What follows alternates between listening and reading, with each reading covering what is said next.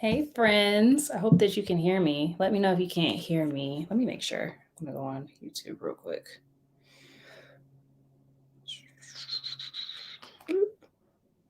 Can y'all hear me? Give me a thumbs up if you can hear me, if you are watching. Hopefully. Can you hear me? Can you hear me? Can you hear me? Mr. D, are you still here? Hey. Let's see. Hoping you can hear me. Hold on. Give me 1 minute. Let me just make sure.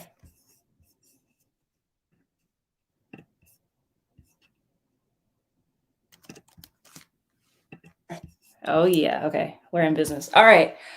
Okay. So, hello, everyone. Welcome back. So, I know that this was supposed to be yesterday and I had to reschedule. So, I apologize if anybody was looking forward to it being yesterday, but we're going to get into it and it's going to be a great conversation regardless. So, thank you for joining me. If you're watching the replay, then welcome.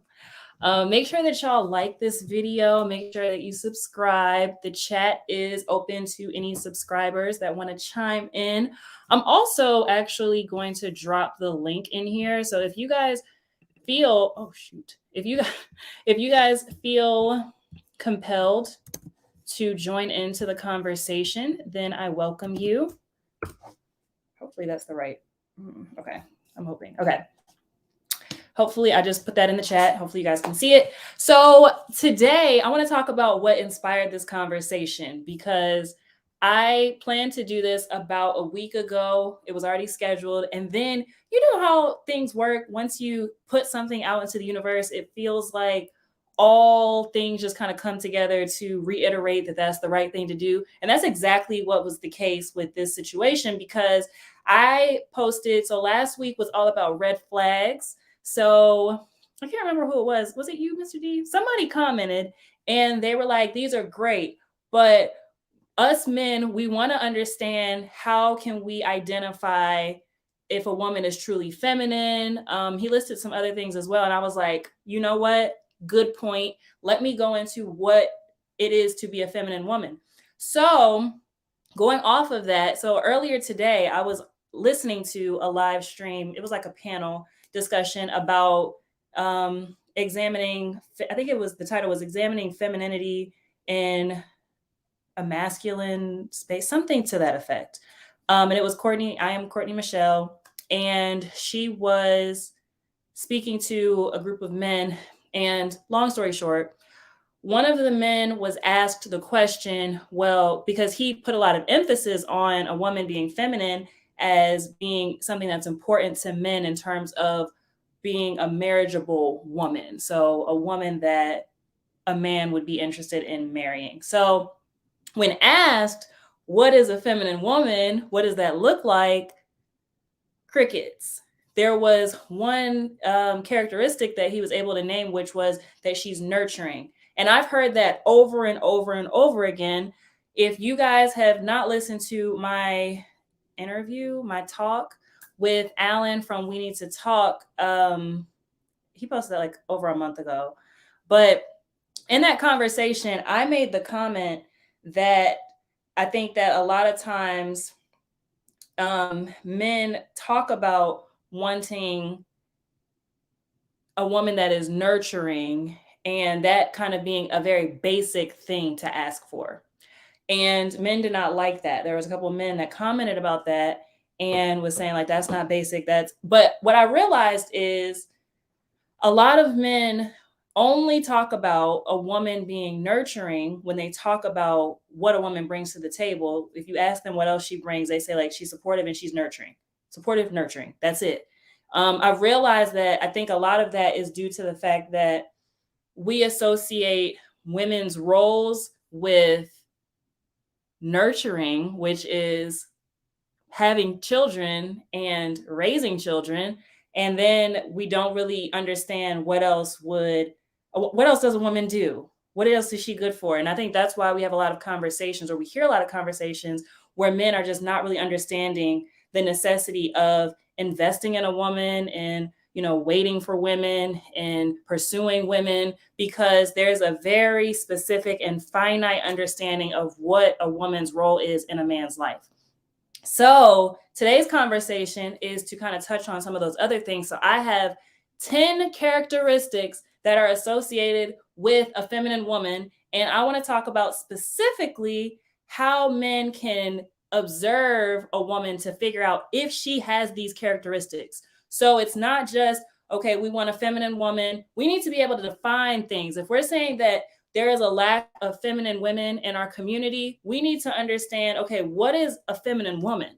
If we're saying these women are not getting married because they're not feminine, we need to say what it looks like to be feminine. If we say, I don't, like, if we're saying that this is a problem, we have to be able to define what it is before we can require this thing. So hopefully I still have good signal. I think I'm seeing, says my connection is unstable. Anyways, so hopefully you guys can hear me. So we're going to go ahead and get into it. So these are 10 feminine traits. So when we talk about a feminine woman, these are traditionally feminine traits. So the first one is intuition. So, and then before I say all these, I want to also make it clear that men can also have these traits. So these are not things that are like just specific to women. Honestly, both men and women tend to have masculine and feminine traits, but women tend to have more feminine traits. Men tend to have more masculine traits. These are the feminine traits. Men, if you're watching, you may observe that some of these things are things that you have. And then women, some of these things may be things that you have. Some of these things may be things that you might want to work on. Okay.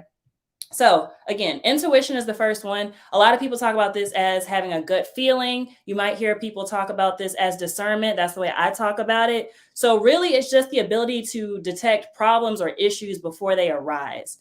So if you're trying to look at a woman and see, does she have good intuition? Is she feminine in this way? You're going to want to look at what are the types of people that are around her, and then why are they around her? So that doesn't mean necessarily that she's going to have all people that are extremely feminine or all people that are just like her, but every person in her life has a purpose and she's aware of what that purpose is. So similar to how men, you may have some guys that you hang out with that maybe the extent to which your relationship is with them is just like y'all watch the game together on Sundays, or maybe you guys work together, so you have that in common, so you guys deal with each other in that capacity, but not really in other capacities. Women are the same way. So if she has friends around her, some of them may just be people that she gets advice from. Some of them may be people that she actually spends a lot of time with. Some of them she may keep in touch with because they're childhood friends or family members. So it's important that not just what kinds of people does she hang around, but why does she hang around them? What is the purpose that they're supposed to hold in her life? And does she exercise some sort of discernment or intuition in terms of the way that she deals with them, the level of access that they have to her, and is there order and reason in the way that she moves? So that's intuition. That's number one. Number two is she has empathy. So this is definitely something that we tend to see more often in women versus in men. So this is going to be her ability to have compassion for other people. Feminine energy doesn't tend to be cold or unfeeling.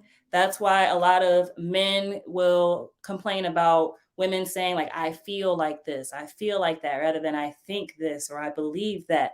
Women tend to lead with emotions because a feminine woman is empathetic. She feels other people's emotions. She's able to kind of go off of other people's energy.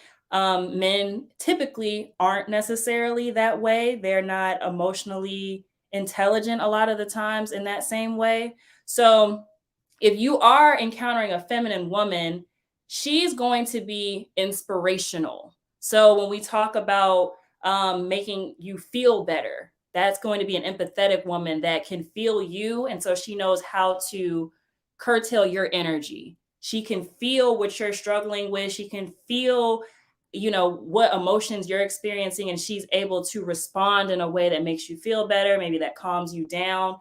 If y'all have ever experienced a feminine woman, if you're upset, she knows how to bring you down and calm you down.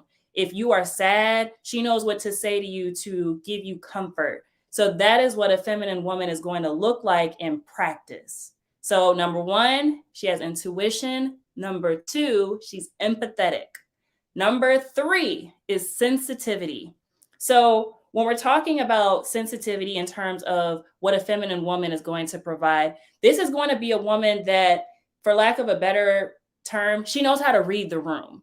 So, she knows how to exercise the appropriate timing. She knows how to exercise the appropriate tone. Her delivery is appropriate. So if she's in, so that woman's going to be sort of versatile, but similar to like what I was saying before, because she's empathetic, she's able to feel what's appropriate. So it's sensitivity. So if she, for example, maybe you guys are in an argument or something like that, or maybe you guys are out in public, you're at a social event or something like that. And when she speaks, she knows how to deliver things based on the audience. So again, she knows how to read the room. So what I want you to look at or look for when you're looking for a woman that has this quality is, how does she engage in crucial conversations? Because a woman like this that has sensitivity, that she possesses that trait, if you guys are in an argument, she knows how to speak to you in a way where you can receive what she's trying to say. And that's really, really important. She's not just going to yell. She's not going to be loud and boisterous. Well, a feminine woman is not going to be really loud and boisterous anyway. But regardless, depending on the situation, she's going to be able to respond to the situation at hand because she has sensitivity and she's able to read the room. Okay. So again, number one, intuition. Number two, empathy. Number three, sensitivity. And number four, charm. So a lot of times, and you hear this like charm school, it's a feminine trait. We do hear men sometimes as being charming, but women are supposed to be charming. They're supposed to be. They're supposed to be charismatic. And so we want to talk about that in terms of likability. So have you ever like watched a video of someone and just watching them speak made you smile? Like, or just watching them across the room just kind of made you feel good or brought a smile to your face. So that's what a charming woman is going to look like. And that is a function of femininity, where she just makes you feel happy. She makes you want to get next to her. And the way that you can look at this, if you're trying to determine if this woman has this trait, is if you go to a social event, if you go and put her in a space where she's around other people, are people drawn to her? Are people naturally gravitating towards her? Or are they gravitating away from her? So you have probably seen certain women where they don't really have to say anything, but they always attract people. Or people always want to go up and introduce themselves or start conversations with this woman. If she's at a bar, other people next to her are going to want to talk to her. They're going to want to get to know her because she exudes charm. When she speaks, it makes people feel good. When she speaks, it makes people feel comfortable. It makes people want to get to know her more. And so you can kind of tell, a lot of times people used to say like, that woman has resting B-word face. That's not a charming woman. Her demeanor should be pleasant. And we're going to talk about that a little bit more later, but she should have a pleasant aura and presence about her that is charming. And then when she speaks, it adds to that. It makes you want to get to know her. It makes you want to ask more about her. It makes you want to be around her. So yes. So number one, intuition. Number two, empathy. Number three, sensitivity. Number four, charm. Number five, collaboration. So when we talk about a woman being agreeable, sometimes men will say that they want a woman that is agreeable, someone that wants to work with a man, someone that wants to be or can be submissive.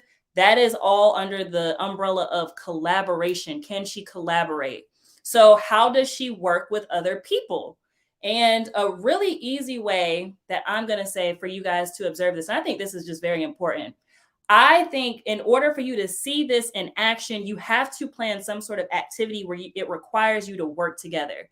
So, maybe that's cooking. Maybe you guys decide we're going to cook a meal together. Maybe we're going to cook dinner together or breakfast or whatever. And, let it be a recipe that neither of y'all have ever made before. You just look up something online, come up with a recipe and see, how does she work with other people? Is she bossy? Is she rude? Does she just, take over everything? Does she listen? How does she direct you in situations where maybe you don't quite know what you're doing? Another thing would be like maybe going to an escape room. So like, how does she problem solve in a team situation? So I think those are really good things to gauge that. I think collaboration is pretty straightforward, but that's definitely important, because if you're talking about wanting someone that is agreeable, wanting someone that can be led, wanting someone that can get on your program, then she needs to be someone that also understands the importance and has the ability to collaborate. So that's number 5. So number 1, intuition. Number 2, empathy. Number 3, sensitivity. Number 4, charm. Number 5, collaboration. And then number 6, vulnerability. So this is going to come into place with, does she have the ability to be accountable? Does she feel comfortable? And is she open to asking for help in situations where she can't do everything? So a lot of times we hear men complaining about women being ultra independent. And so when we think about, the increase in education level, the increase in income level that a lot of women tend to experience, it also tends to make them less vulnerable. And that, people don't say it like that, but that's really what it is. Because a lot of women are able to provide for themselves, they are, more educated, they are able to buy houses and, buy their own car, all these different things, it makes them less vulnerable. And so a feminine woman is still going to have control of vulnerability. So like, she's going to be vulnerable still. So I want you to really pay attention to how she talks about the past. So how does she talk about things that have happened in her past? Is she open in expressing not just the things that went really well, but also the things that didn't go well? When we talk about her goals, I want you to really ask 2 specific questions. So which area of your life are you not completely satisfied with? And then what is something that needs to change within you to improve that area? So this is something that you can ask really, really early on. You don't have to be, in a relationship for a long period of time for you to ask this question, because this is going to help you understand, is she, and we're going to talk about this later on too, what understanding does she have of herself? And a woman that has no understanding of herself, she's not going to be receptive to really getting to know you either. So I want you guys to ask questions that actually mean something, not just like, how are you doing? How was your day? What'd you do today? But ask the important questions. What are your goals? And then here's a third one. What is something that you need, or a person that you need to help you accomplish those goals? Because again, vulnerability is not just crying all the time. It's not just being super emotional, but it's the ability to ask for help. It's the ability to be transparent and to open yourself up to rejection ultimately. So you have to get behind the mask, which was the title of this live. Get behind the mask to understand who is she, what does she need, and is she aware of what she needs? Okay. So number 1, intuition. Number 2, empathy. Number 3, sensitivity. Number 4, charm. Number 5, collaboration. Number 6, vulnerability. And then number 7, which y'all all know, everybody loves to throw this one out, nurturing. Is she nurturing? Okay. So the way I want to talk about nurturing, though, is different than what I think a lot of people talk about it. So a lot of people, when they're talking about a woman being nurturing, it's literally her ability to raise and care for children and like care for people. I want to talk about this a little bit differently. So I want to talk about this in terms of her ability to create a safe and respectful environment. That's the way I want us to start talking about a woman being nurturing, because that is essentially when people, or men specifically, say that they want a woman that's peaceful. I think this is a great way to talk about that. And if you're talking to a woman and saying, I want a woman that's peaceful, or I want you to be peaceful in my life, can she help contribute to create a safe and respectful environment? So, first of all, she can't create anything for you that she can't create for herself.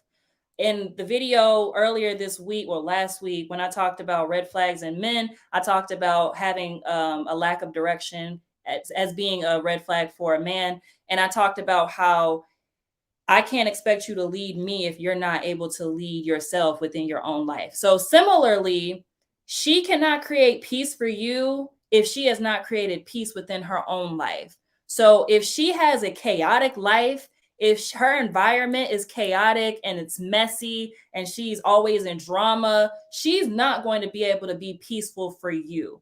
So, I want you to really take a look at, how does she interact with people within her life? So that can be her friends. That can also be her family members. What do those interactions look like? If you're at Thanksgiving with her and her family, are people bickering and arguing and yelling back and forth? Or is it a peaceful experience? Is it nice and pleasant? Does it make you want to be a part of that family? When she's speaking to her friends, are they calling each other B words and H's? Or, are they having constructive conversations? Are they building each other up? Are they motivating each other? However she interacts with the other people in her life is probably the most that you can expect for her to converse with you. Like, you shouldn't be expecting much more from her than what she shows you within her life with the people that she's had in her life for a long period of time. Like, that's unrealistic to think that that's what's going to happen. So, nurturing, we're going to talk about it again in the context of, is she able to create a safe and respectful environment? Because if she is not already doing that in her own life, she's not going to be able to do it for you. Okay. Hey, Sean. That is a whole topic worth discussing. There's so much to go into about that. And I think that that's so important. So yeah, guys, that is number 7. So I'm going to go back through. So number 1 is intuition. Number 2, empathy. Number 3, sensitivity. Number 4, charm. Number 5, collaboration. Number 6, vulnerability. Number 7, nurturing. So we just have 3 more, guys, just 3 more. Number 8 is style. Before I go into that, I'm going to also drop the link here. If anybody wants to join me up here, then I encourage you to do that. And we can chat about this once I get through all 10. So I'm going to drop the link in here. Well, I already dropped the link, but I'm going to do it again. But yeah, if y'all want to join after I get through number 10, then I encourage you to do that. Anyways, so style is number 8. So a lot of times we hear people talk about this, style and grace. So this is, I think, when you're talking about the visual representation of what a feminine woman looks like, but then also, how does she carry herself? So again, a feminine woman's energy is going to be palpable without her even speaking. So when she walks in the room, and I'm sure we've all seen those women, they walk in the room and you just feel it. Again, she's charming. So you just like, you want to go up and talk to her. When you see her talking to other people, like, her energy just draws you close to her. And so the way that she carries herself, it demands attention. And she's not up on the table yelling, dancing, screaming, drinking, doing all kind of craziness, but her energy just makes you want to be near her. So this is going to be like, how does she dress? How does she speak? How does she walk? And then I want to also talk about this because everybody's style preferences are different. I talked about this in the red flags of a woman video last week. And I want us to get away from looking at people in terms of do their style preferences match ours, because that part is not important. So I'm going to tell you guys, if you're trying to evaluate a woman, it's less about does she have a short haircut that you like versus does she, I don't know, like, does she have long hair? Does she wear her hair curly or straight? Those things are not important. What's important is, does she try? Because, culturally, we all have different preferences for how we dress or how we wear our hair. And then depending on where you were raised and how you were raised and what money you have access to is also going to determine how you dress, how you wear your hair, where you get your clothes from, and all of that. So I say focus less on that when you're trying to determine the quality of a woman, and focus more on, does she try? So given the resources that she has, does she try? Does she try to look nice? Does she clean herself up? Did she make an attempt with her outfit, or did she just, get whatever she first pulled out of the closet? Like, does she understand how to dress appropriately for different occasions? So if you're taking her, I don't know, to meet your parents, is she wearing a crop top and cut off shorts? If she's going to a company event with you, is she wearing or leggings and a crop top? Like, how is she dressing based on what she has available? But did she try? Okay. So, yes, so that's the style portion. So, again, let's go back through. So, number one, intuition. Number two, empathy. Number three, sensitivity. Number four, charm. Number five, collaboration. Number six, vulnerability. Number seven, nurturing. Number eight, style. And then number nine, this is one of my favorite ones, self-awareness. So, who is she? Does she know who she is? One of the questions that I like to ask a lot of people when I'm getting to know them is, who are you? And like, whenever I have events, I have people introduce themselves this way. So, who are you? And who are you in the context of, if you couldn't list any titles, you couldn't list anything that could be taken away. And that isn't essential or correlated to who you actually are. So like, if I can't talk about me being a CEO, or I can't talk about me being an author, or me graduating from this place, and then things that only pertain to you. So like, I can't talk about being a mom or a dad or a husband or a wife. Who are you? How would you describe yourself? And a lot of us don't know how to do it. We have no idea who we are. And if you even ask, like, what do you like to do outside of work? A lot of people don't even know how to answer that. So a woman, though, that is feminine, one of those characteristics is that she's self-aware. And self-awareness, I think, is becoming more of like a buzzword type thing, where we hear people talk about it all the time, and being more self-aware and lacking self-awareness, or having self-awareness. But it's a real thing. And a woman that is self-aware, or a man that's self-aware, but we're talking about feminine traits. Self-awareness, you're going to want to look for somebody who is aligned with their mission, their values, and then where they are right now. So if she's saying that she is very religious or spiritual or whatever, does her mission align with that? And do her actions in the present align with that? The same, like I said, can go for men, because when we talk about a man having direction and having, or understanding what his purpose is and his direction, everything needs to align. I talked about this as well in a video from last week, where, shout out to the book Personality Isn't Permanent by Benjamin Hardy. And essentially the conversation, well, the topic in the book was just basically saying how, if you say that you have X goal, which is, I don't know, to be a millionaire, or it's to get a promotion, or it's to write a book, whatever it is, if you say that this is my goal, I need to think about what would be required for me to accomplish that goal. And I need to embody that person now. If I don't embody that person now, I'm not going to be on the trajectory to meeting that goal. Because if I say that my goal is to become an author within the next 3 months, then okay, that means I need to be writing on a consistent basis, or I need to be coming up with the ideas for what I'm going to write about. Like there has to be some action associated with that. I can't say I want to be an author in 3 months, but I'm not writing, I'm not thinking about a book, I'm not doing anything that's in alignment with that. It's unlikely that that's going to happen. So a person that is self-aware is cognizant of what their goal is, what their mission is. They're also cognizant of what needs to happen in order to do that.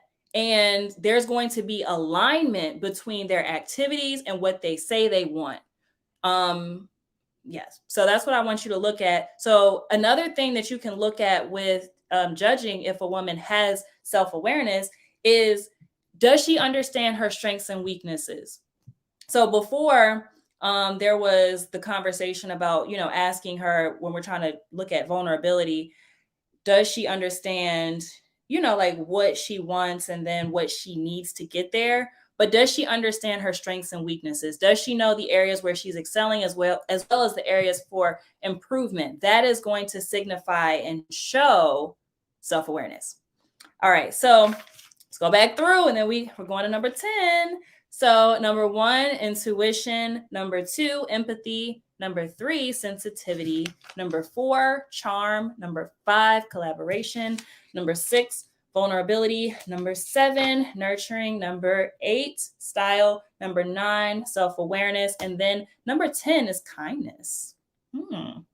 So I am going to say that a woman that is truly feminine is going to remain kind even amidst adversity. So no matter what happened, no matter what kind of day she's had, she's going to still be kind. And if she can't be kind, she will be quiet. Okay. So the way that I like to talk about this, I heard, it's not my original quote, but I heard this and I think that sums up kindness really well. How does she treat people that can't do anything for her? So if she has nothing to gain from these people, they're not going to provide her money, opportunities, nothing. How does she treat those people? So a man that walks up to her at the gas station, how does she treat that person? Somebody that is a cashier at a restaurant, how does she treat them? Someone that can't provide her with anything, or that she doesn't necessarily need for anything, how does she treat those people? So that is going to signify kindness. And like I said, that's going to be present regardless of the situation or adversity. If she gets mad at you, she's not calling you all kind of names. She's not disrespecting you. She's not resorting to low blows. She's kind regardless. Like maybe she's not happy with you. She maybe will express that. And that's something I want us to also just mention here, is that just because she's feminine doesn't mean that she's a pushover. That doesn't mean that you can take advantage of her. You can be kind and still be very firm in what you want, what you require, how you deserve to be treated, what you will and what you won't accept. And that's where like expectations and boundaries come into play. But yeah, so a feminine woman can still be very firm, but she's not aggressive. She is still kind. She is still vulnerable. She is still, I wish patient was one of them, but patient, which I think probably goes into like the nurturing thing. So she's still creating a safe and respectful environment, regardless of how she feels. Okay. So that was all 10 of them. Let me read back through. So number 1, intuition. Number 2, empathy. Number 3, sensitivity. Number 4, charm. Number 5, collaboration. Number 6, vulnerability. Number 7, nurturing. Number 8, style. Number 9, self-awareness. And then number 10 is kindness. So a question here. Hey, Mr. D. I don't know if you heard me earlier when I said hey. But do you see a difference between collaboration and cooperation? I think that there could be a slight difference. And when I think about collaboration, I'm thinking about working with someone. I think cooperation is,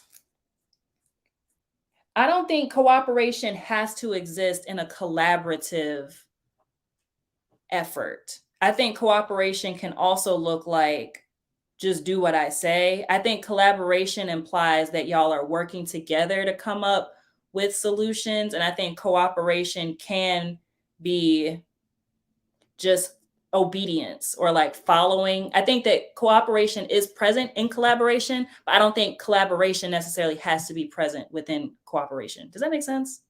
That's how I think of it, at least. I think that they don't have to be present at the same time. Um, yeah, but thank you for that question.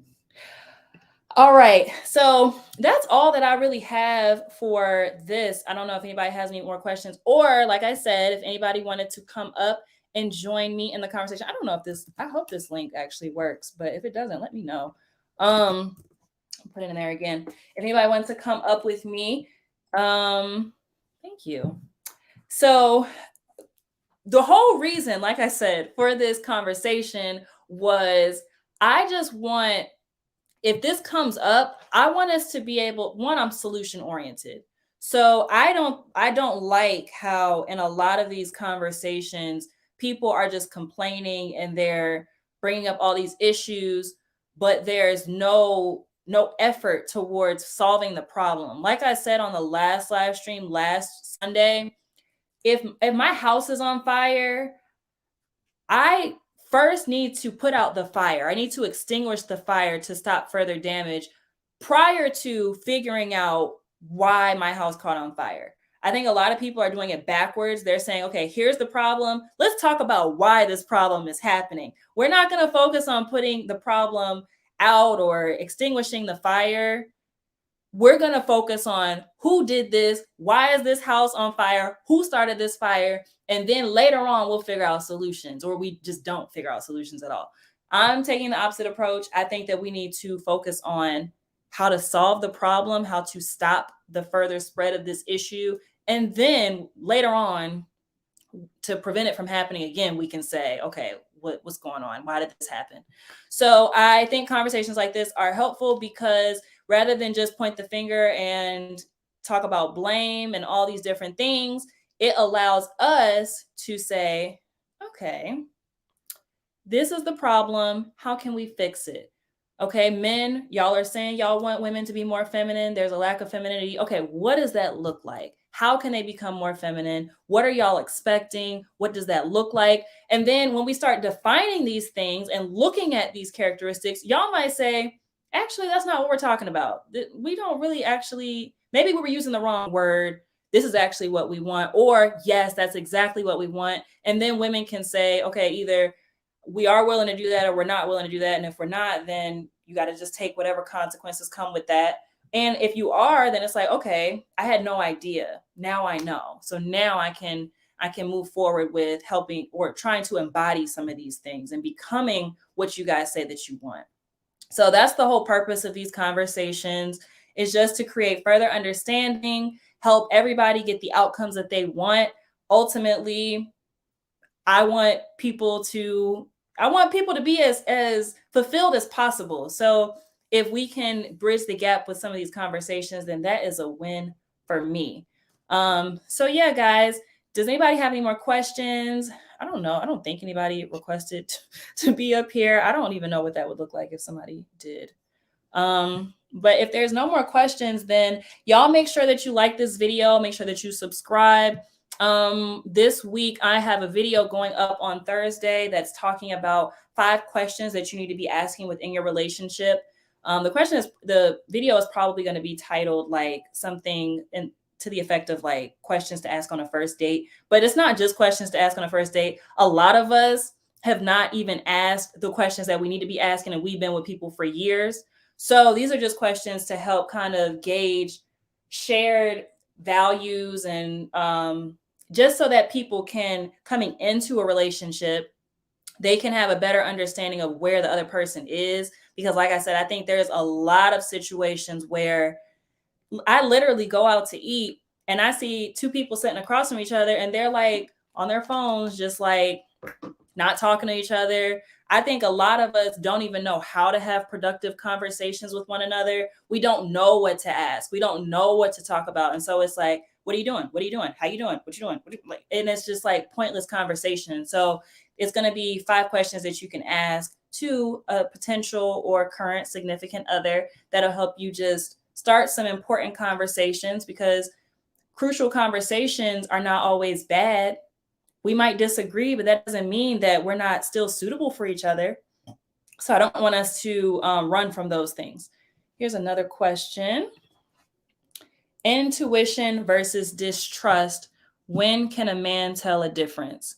So I think that you have to look at everything in totality, and hopefully I'm interpreting your question properly. So I think what you're asking is, how can you tell when a woman is following intuition versus when she's just distrustful of men? Correct me if I'm wrong. That's how I'm interpreting what you're asking. So I think that it can be helpful. This is where I think communication is important, because I think a lot of times we can assume someone's intentions and we don't just simply ask. So communication is important, because if whatever decision she's making, whatever she's articulating to you, she needs to be able to explain why. So I need you to listen. Once you ask her that, listen to what she says. So you're looking for certain clues, because one of the other ones, I think it was the vulnerability one, we talk about, like, how does she talk about her past? In this situation, if she's saying that, let me think. I wish you would come up, Mr. D. But if not, I wish that you could give me an example of a situation that you're talking about. But regardless, if she's saying that she's doing this and it's, her intuition or discernment or her gut or whatever, listen to why she's saying that she's doing that. Because just saying it's my discernment is not, I don't want to say it's not enough, but it's not enough of an answer. So in times where I have listened to my discernment, there were clues. So I don't know if y'all have ever heard the phrase success leaves clues. I can point to different situations in the past where something has been the case that now inform my current reality. So I'm able to point to, okay, I see this, and this.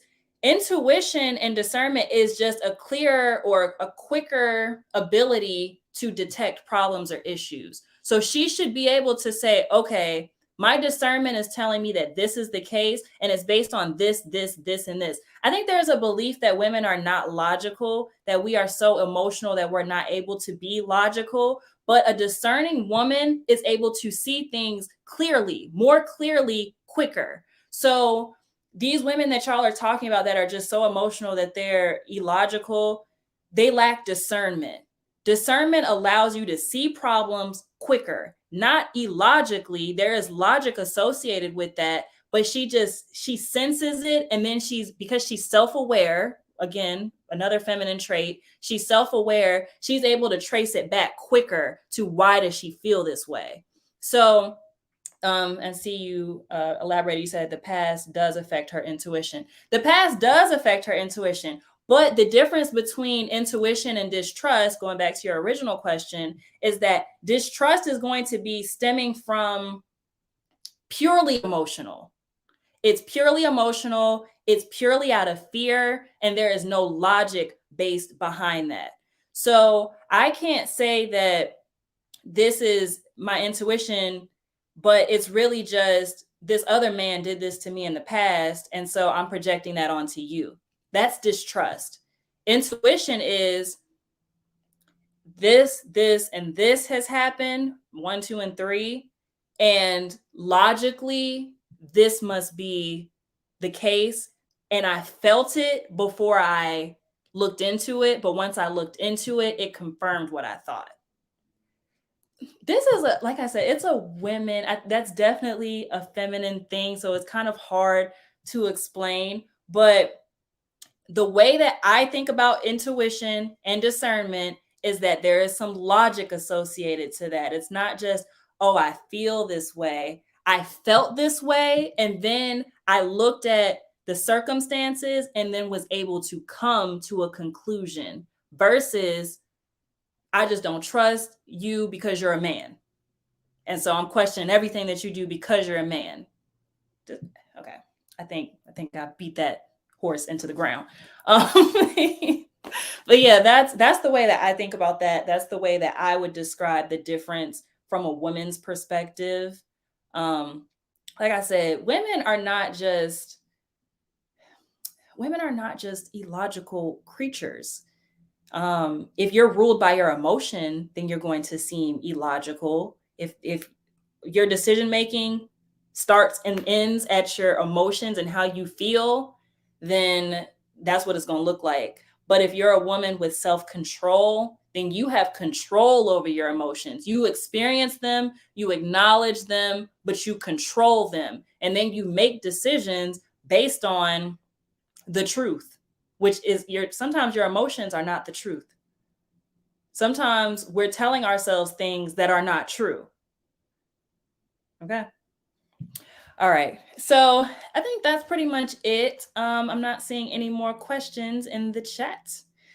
So yeah, like I said, this week, look forward to that conversation about communication. So maybe on Sunday, maybe we'll talk a little bit more about communication or having tough conversations.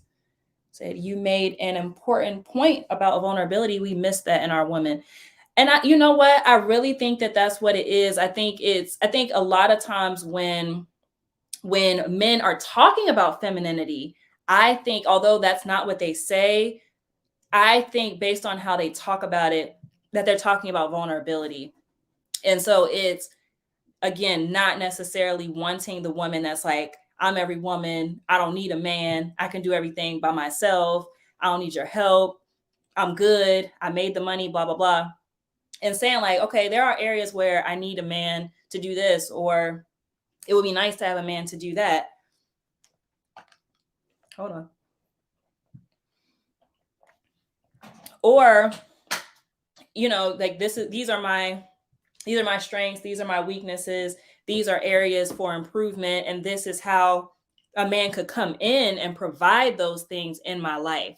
So I think that when we think about men and women in our roles, we're supposed to complement each other. It's not supposed to be like him against her and we're like battling and like who's going to be the one on top. It's not supposed to be like that. It's supposed to be more synergy and working together and having a common goal so that you can create legacy and you can do all these things. And so women are supposed to be vulnerable. They're supposed to be not like necessarily like the damsel in distress, but I think it helps both parties, men and women, to have open discussions and dialogue about areas in which maybe in this area, a man is just better suited for this role and vice versa. There are some, because discernment, like I said, tends to be more of a woman thing. Let me help you discern situations that are arising in your way. Like let me help you discern different opportunities or people that may be coming to deter you off of your path or your purpose. Like we see stuff. So maybe the ultimate decision is on him to make that decision, but let me help you see things that you might be missing. Let's see. Keep up the good work while I wait for your talk to start. I would like to. Oh, did you send this? When did you send this? You were listening to my singing videos. I appreciate you. Thank you so much. Thank you for supporting. I appreciate y'all.